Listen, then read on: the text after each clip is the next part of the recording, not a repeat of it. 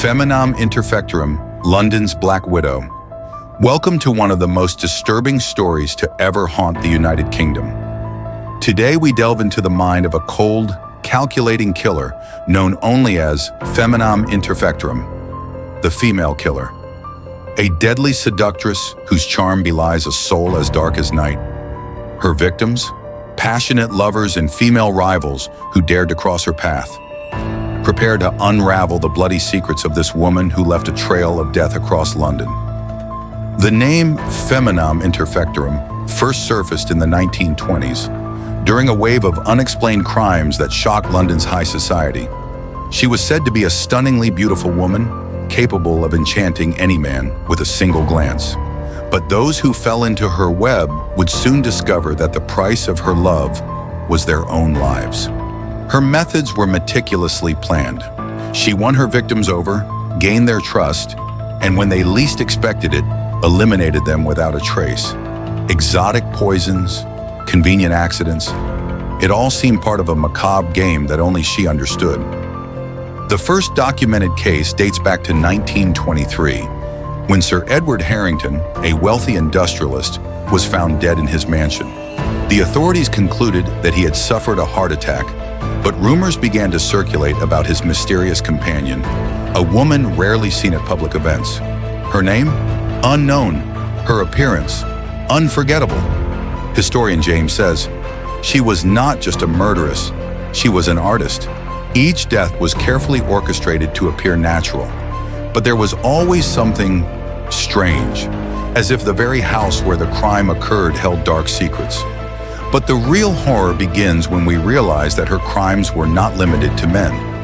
Feminam Interfectorem also traveled through the upper echelons of society, eliminating her competitors, other women who threatened to steal her position or lure her romantic targets.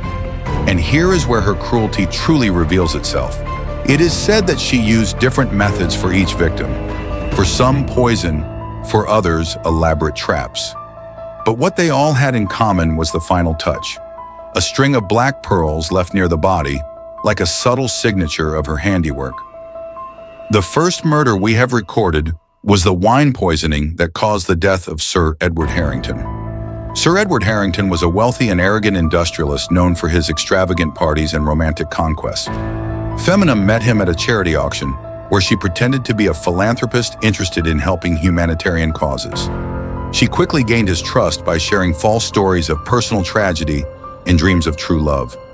After weeks of seduction, Feminam invited Sir Edward to a private dinner at her mansion. During the dinner, she served a rare wine that she had inherited from her family. The wine, in fact, was poisoned with hemlock.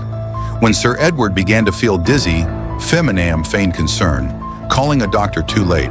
He died hours later, apparently of a heart attack. The bottle of wine disappeared without a trace, and no one could explain how he had been poisoned. Some servants swore they heard low laughter coming from Feminam's room that night. The second murder we classify as the broken mirror. Lady Margaret Ashworth was a social rival who had been trying to steal Sir Edward's attention before her murder. Feminam pretended to be her friend, offering emotional support after Margaret's supposed nervous breakdown over Edward's death. During a party hosted by Margaret, Feminam sabotaged an antique mirror in the hostess's room. Before the event, she spread rumors that the mirror was cursed. As Margaret went to get ready to greet the guests, the mirror fell on her, slashing her throat deeply. Witnesses swore they saw a hooded figure near the mirror minutes before the accident. Furthermore, the mirror appeared intact until the exact moment Margaret entered the room. The third murder we classify as the fatal clock. Dr. Henry Whitaker was a renowned physician who treated wealthy patients. Feminam feigned illness to attract his attention, making regular appointments and developing a close relationship with him. She presented him with a modified pocket watch containing a mechanism that released a poisonous gas when opened. Dr. Whitaker succumbed to the poison during a medical conference, collapsing on stage in front of hundreds of people.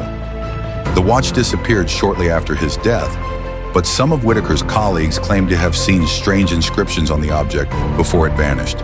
The fourth murder we classify as the cursed painting. Charles Devereux was an obsessed collector of rare art.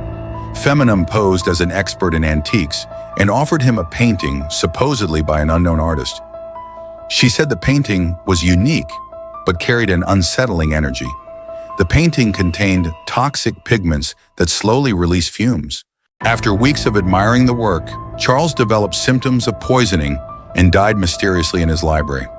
The painting disappeared after his death, but rumors said it depicted a woman in black watching the viewer. Some servants swore they saw movement in the figure's eyes. The fifth murder we classify as the carriage accident. Emily Cartwright was a young heiress who competed with Feminam for the attention of an influential nobleman. Feminam pretended to be her confidant, offering advice on fashion and etiquette. During a drive through the hills, Feminam sabotaged the brakes on Emily's carriage. When the carriage rolled out of control, Emily was thrown from the carriage and killed instantly. Witnesses claimed to have seen a hooded figure near the carriage before the accident.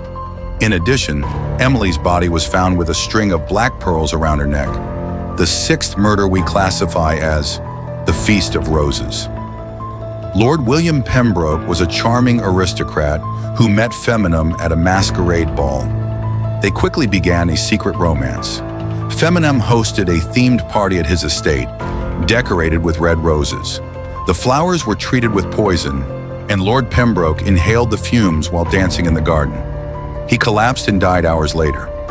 All the roses inexplicably wilted the next morning. Some witnesses swore they saw a female silhouette walking among the flowers during the night.